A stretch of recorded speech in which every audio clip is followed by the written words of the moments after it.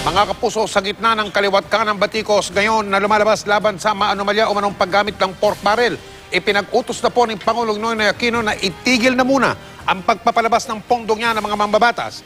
Meron pong eksklusibong panayam si Maki Pulido kay Pangulong Aquino. Panoorin niyo po ito. Sa eksklusibong panayam ng GMA News, mismong kay Pangulong Aquino na nanggaling, tigil muna ang pagpapalabas ng pork barrel ng mga mambabatas hanggat hindi natatapos ang investigasyon ng Department of Justice ukol sa pork barrel scam. Walang releases since for the second half, based on the report of our chairman of DBM. So, ibig niyo po sabihin sa ngayon, hindi po muna tayo magre-release ng PDAP? Walang nirelease ang statement ni Secretary Bad, walang nirelease for the second half. So, hanggang kailan po to? Tapusin muna ang investigation. And check kung meron pang loopholes na dapat makisara. Paano po sa inyong Paano palagay? i-check yung loopholes? And how do you plug the loopholes in the meantime? Kung hindi rin lang naman po titigilan tong PDAP nito. May simpleng bagay lang, for instance, may paglalaanan, ano resulta. Meron kaming tinatawag na performance based, pati sa bonus ng mga tao, pati na rin yung performance indicators. Yung budget releases sila are based on their performance. Kung hindi da-download sa'yo, hindi mo na magagamit. That goes for all of the department agencies. May time limit. Pag hindi mo nagamit, we'll go to savings. Savings we will realign to those departments that are ready to utilize the said funds.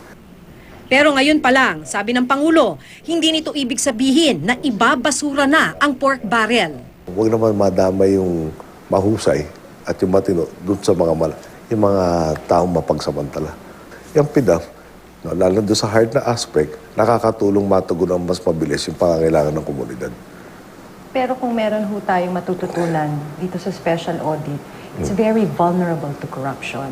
Teka ba, if that conspiracy exists.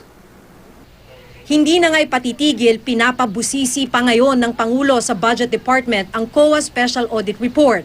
Pati ang pagtukoy kay Congressman Manuel Y. Corat Zamora na nakatanggap umano ng mahigit 3 bilyong pisong pork. 3 billion was allotted to one congressman. No? Sagot ni Secretary Bad, check. Kung tama ang tanda ko, I'm sorry again, from memory to, parang nagkaroon na ang maling encoding, 2 saro and issue. You attributed to the congressman was something like several hundred thousand. At yung project naman na 3 billion was for DPWH for projects, hindi ako sure kung within the region. And this was before our time, no? Yung pangalan ng isang tao na hindi membro ng Kongreso. Ngayon sabi nila sa atin, membro ng Kongreso, mali lang yung nilagay na first name. In-attribute sa akin, meron ako 40 million na PDAP from 07 to 09. And I was wondering, sabi ko, tanda ko, wala na-release sa akin. Sa special audit ng COA, lumabas na mula 2007 hanggang 2009, mahigit 6 na bilyong pisong pondo mula sa PDAP ng mga mambabatas ang napunta sa mga questionableng NGO.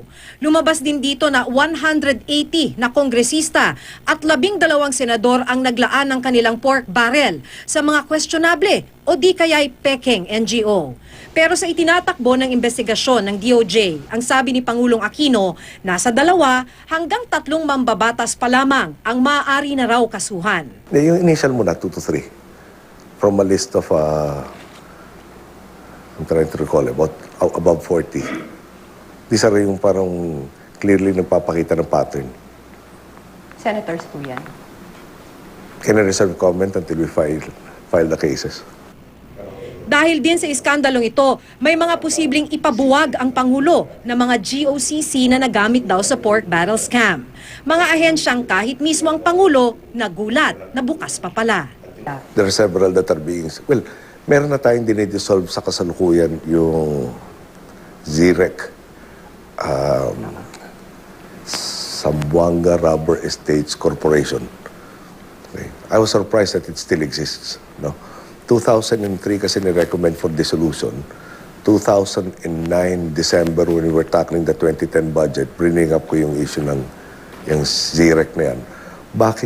Bakit dina-download ang Sa gitna ng mga utos na ito ng Pangulo, umiinit ang ikinakasang kilos protesta laban sa pork barrel ngayong August 26 sa Luneta. hanggang social media, nagkakayayaan na rin. Maki Pulido, nakatutok, 24 oras.